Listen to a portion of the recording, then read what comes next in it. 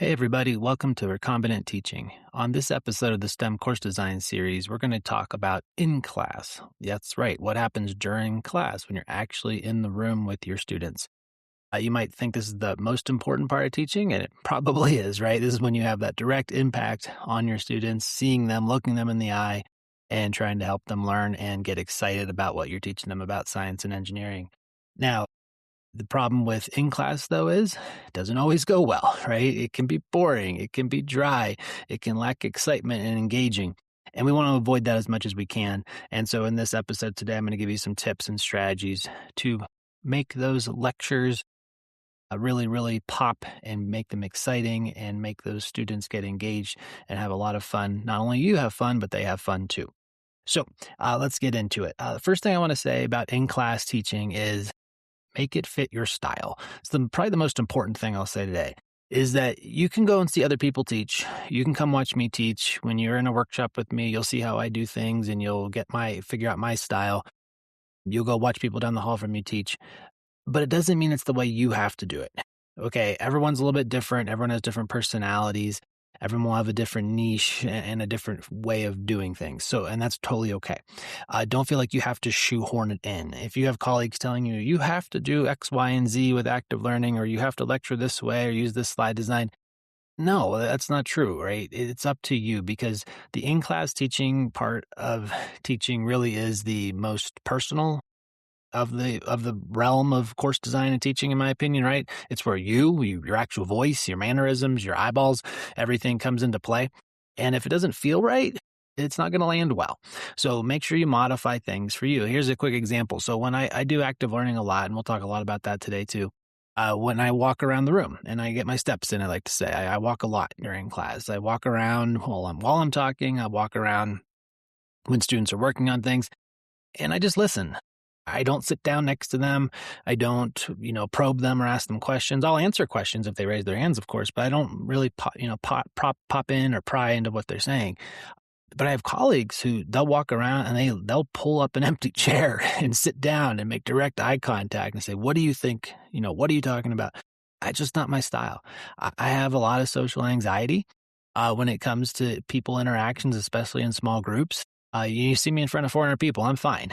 You ask me to return something to Target or Kohl's, it's a mild heart attack. Although I'm getting better at it. I'm trying it out. I do it. It's just not a fun experience for me. So that anxiety kind of shows there in those small group interactions when I have those with students. So yeah, it's just not my style. So you're going to do what works for you when it comes to teaching in class and active learning and lecturing and all that. So just keep that in mind.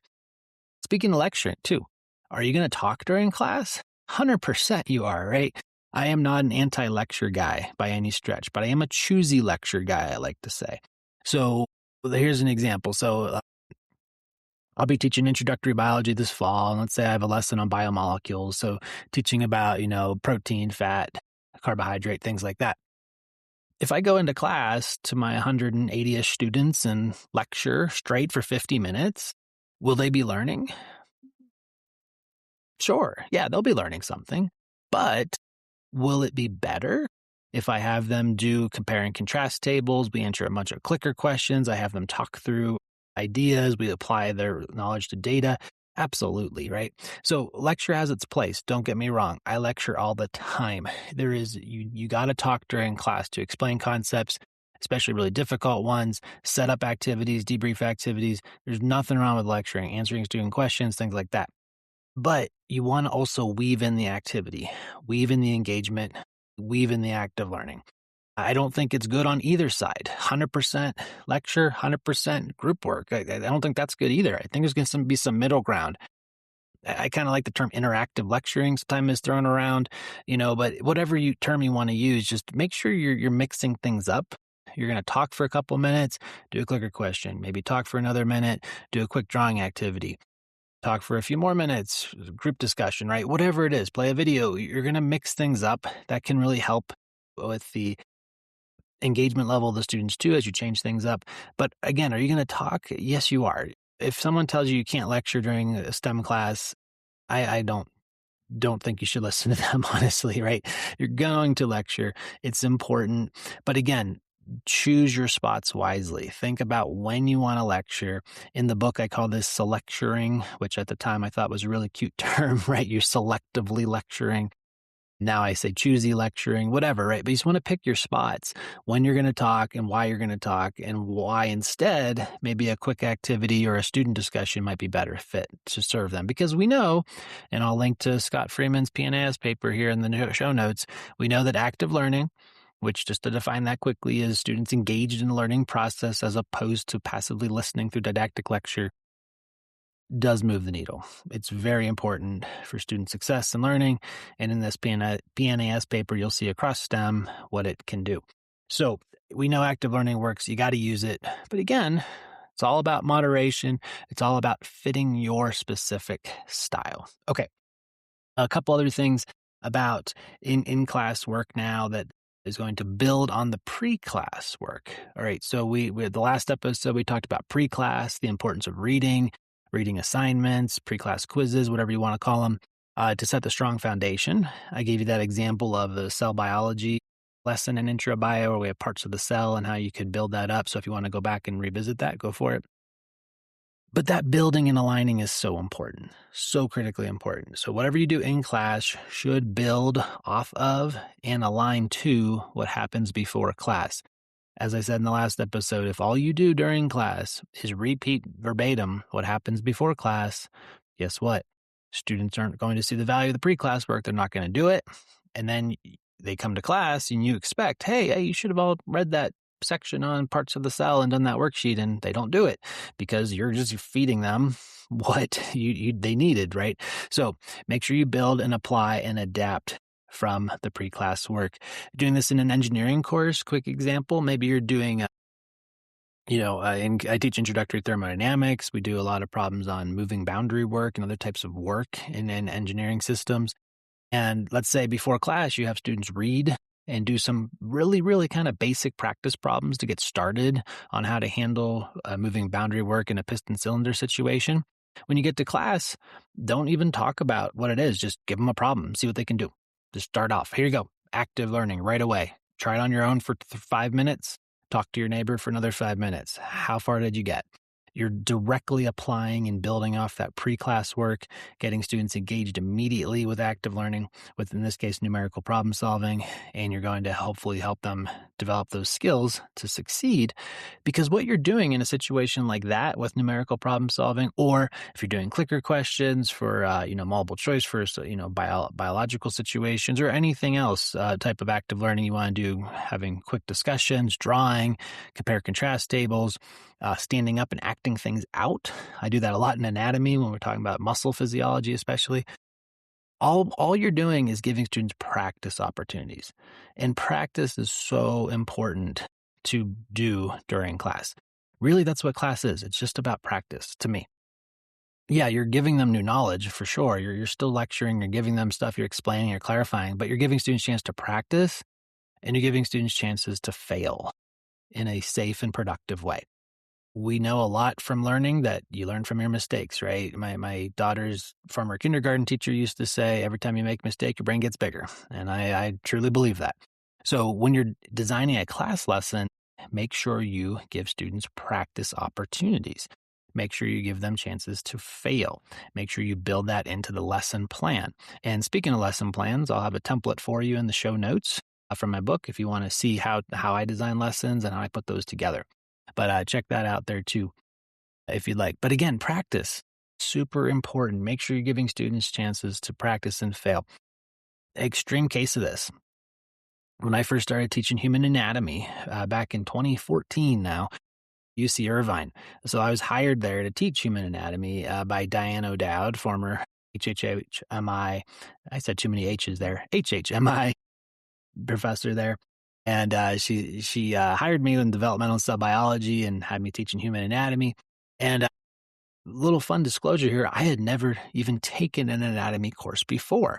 I had never taken human anatomy. I had never dissected a cadaver. I had never, let alone taught it. So I got to start teaching that class. I had about 100-ish students the first time I taught that in 2014. And To get some credibility, I did go over to the medical school at UC Irvine and work with the cadavers. So thanks to Jamie and Justin over there for giving me that opportunity a long, long time ago now. And, but yeah, teaching that class, what I realized was human anatomy. Any of you have ever taken it or taught it, it can be pretty dry. It can be not that exciting. Here's a picture of the humerus. Here's all the bumps and markings on the humerus. Moving on. Here's the tibia. Here's the fibula, right? So I realized that human anatomy is actually the most active learning class I've ever taught. So I had students read ahead of time. Listen to the last episode. I used reading guides, used pre-class quizzes. Then we got to class. It was just practice. It was just practice, practice, practice, practice. Slide after slide of practice question, clicker question, drawing question, compare contrast question, conceptual understanding question. That's all it was practice. I published a paper, and I'll put this in the notes too. I did a study years ago with two undergrads, really talented, Irvine, Ethan, and Chrissy, and we looked at clickers in human anatomy compared to Kahoot, a gamified clicker system, which is also another fun thing you can do during class, right, is have those gamified elements. But we counted, and it was something on the order of around 10 to 11 clicker questions per 50 minutes is what I averaged in human anatomy.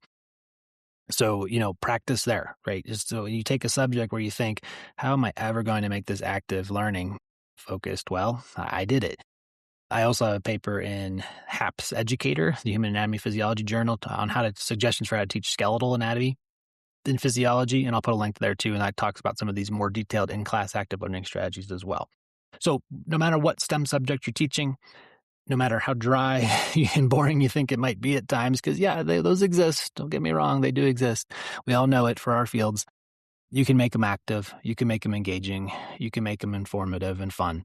I use the F word there again. It can be fun no matter what. You just got to be a little creative. Think outside the box, maybe a little bit differently how you were taught it. Okay, so don't forget practice. You're super, super duper important again. Okay. Back to active learning a little bit more in detail too. So when you think about active learning in class, you might picture this room. Go ahead, do it. Close your eyes. Picture this, right? You might picture this room where students are at circle tables. They're all working together. Maybe they have a little screen where they're able to write their work and share it with the instructor, or maybe they're going up to the board to write their work, Yeah, that's cool. You can do it that way. Not everyone has that luxury with different types of classrooms with, desks that move and circle tables and stuff. But also think about a room where maybe you're in a fixed seating lecture hall, 500 students. Everyone's super quiet and everyone's writing for 1 minute about what they learned in the first half of that class today. That's active learning too. Okay. So the point is, active learning can be quiet or loud. It can be group-based or individual-based. It doesn't matter. Just because you see a student in your class who's working by themselves, or they looks like they're pondering something, pencil at their ear, thinking about what to write down, that's active learning, right? It doesn't matter if they're talking to someone or not. So keep that in mind too. When you're doing active learning, it's super fun when the room is super loud. Don't get me wrong. I love it when that happens. But sometimes, and this is very normal, the front of the room will be very loud. The back of the room is pretty much like crickets, pretty quiet back there. Are they working on their own? Hopefully. And if they are, that's okay, right? So don't force it, is my tip here. If you see students who want to work on their own and they are working on their own, they got pencil to paper, gears are turning, that's okay in my book. They're still doing the activity. They're doing active learning. Now, there are times where you do want to force the group work and submit a group item of demonstrating their proficiency on something. Totally understand. Get those students to really work together and prompt them to do that. But if it's just a quick 1 minute, hey, turn to your neighbor, talk through this, or try this calculation for 1 minute, see how far you can get. Again, as long as students are trying, that's great. Talking about anxiety again here too, right? You don't always know, and you don't know how everyone's doing, like literally that day in that moment. Maybe some of your students are having really bad days. They don't feel like talking to anybody. Happens to all of us. Happens to me a lot, right? Maybe they just broke up with their significant other. Maybe they got problems at home. Maybe their pet's sick. Maybe their team just lost in the World Cup. Whatever it is, they're just not in a great mood. And to force them to talk to somebody else in that moment, I don't know. That's beyond me. That's crossing the line. So again, I try to respect everyone might be in the moment and help them out. Now, if I'm walking around like I do, as I said, and I see them totally off task shopping for shoes, I'll say something. Say, hey, try out what we're actually working on here, you know? My students tend to be doing other work, is what I find when I walk around. They're doing work for their OChem class or something else. But again, try to gently nudge them back on task. But if they're, again, quietly working, doing active learning, I'm okay with that. So just remember loud active learning, quiet active learning, group, individual, it's all good. And the DART tool is amazing. I'll link to this too. This is from a group at University of California system. And they put this together where you can actually use your phone to record the decibel level in the room and the variety of voices in the room. And based on that, the program can decode what percentage of time active learning is happening. So it's a really cool kind of third party confirmation of how often you're doing active learning in class. So it's called DART. I'll link to that in the show notes as too. All right, so that's a lot of good stuff here to talk about with active learning and in class. But again, think about making sure things fit your style and that you're mixing things up too. I don't think there's any, you know, downside to trying different things out in class, mixing up a given lesson. Every lesson's going to look a little bit different. Sometimes I do full on case studies. It's a story for the entire 50 minutes. Sometimes it's, a ton of clicker questions. Sometimes it's more lecture heavy. Every day looks a little bit different, and that's okay. That's just the nature of a class and how things are going to run. But again, you're going to figure out what works for you. You're going to figure out your personal style for active learning. You're going to figure out what types of strategies and tools and tips you like to use. If you check out my alignment card decks, I have a bunch of different cards on different active learning techniques, and you can figure out which ones you like better, which ones you don't like as well, which ones are more effective for you and your students, or some might be more effective in an intro course versus a senior course, right? Again, you're going to mix things up, fit them to your personality and style. Lesson planning too, like I said, I got a template for you there. Make sure you think very carefully about lesson planning, how you're putting things together. Make sure everything is aligned. As we talked about in the last episode too, everything is aligned not only to the pre-class, but back to the learning objectives. If you have something in class that you really want to talk about or you really want to have an activity for, but you don't have a learning objective that covers it, well, you got to do one of two things, right? You got to add a new learning objective, which now you're adding more stuff, or you're going to cut that out because it's not tied. It's not relevant. So you got to pick one or the other. Speaking of lesson planning too, and time, when you teach a class, whether you're doing lecture heavy or active learning heavy or a mix, I think timing is one of the most difficult things to master. It gets absolutely incredibly hard, especially the first time you teach a class. You don't really know how long it's going to take. You don't know how long an activity is going to be. You don't know what kind of questions you're going to have. You tend to over prepare is what happens. Like I've seen instructor slide decks, with 55 slides for 50 minutes of class. I'm like, okay, that's not going to work, right? So, my slides, by the way, I usually have 8 to 15 for a 50-minute class is kind of my normal number. Yeah, it's not that many. I'll share, if you're curious, let me know. I'll share them with you for sure. Any of my classes, just send me a note, give you a Google Drive link. You can see my slides. But so time, right? Time is really hard to master. What happens is you end up going too long and you rush or you don't finish, then it spills into the next class, then it's disjointed. So what I recommend is, and I got this tip from Michael Bruno, he was a postdoc friend of mine back in North Carolina in the SPIRE program. He said, make your lesson plan and then cut out a third immediately because you're going to overestimate, you're going to go too long. And I think that's a very, very fair tip, especially when you first teach a class the first or second time or even third time. Start cutting stuff out. Have it in your back pocket in case you need it. You can always put some extra slides at the back of the deck or have an extra worksheet or activity ready to go if you need the time. But more likely than not, you're going to let things go, let things breathe, and you'll take up that full time and then some. So yeah, think about what's really important. Cut stuff out again. Build off pre-class. Maybe there's some content that you really want to talk about, you think is really important. Well, put it in the pre-class reading. Have a pre-class quiz or question or two about it. And that can help save some time in class too. But time is something that is hard to master. For me now, 10,000 students, 14 years, I got it down, to be honest. Sorry to gloat for a second there, but most days of class, it's like to the second. I've nailed those suckers in, but I've done it so long now. I kind of have a good feel for how that all works. But at the beginning, no way. No way. So practice there, right? There's a great example of practice. The more you do, I've done this, the more I've taught, the more practice I've gotten, the better I've been able to nail down the timing and nail down how long things will take. So I think I'm going to finish up there with that thought on timing.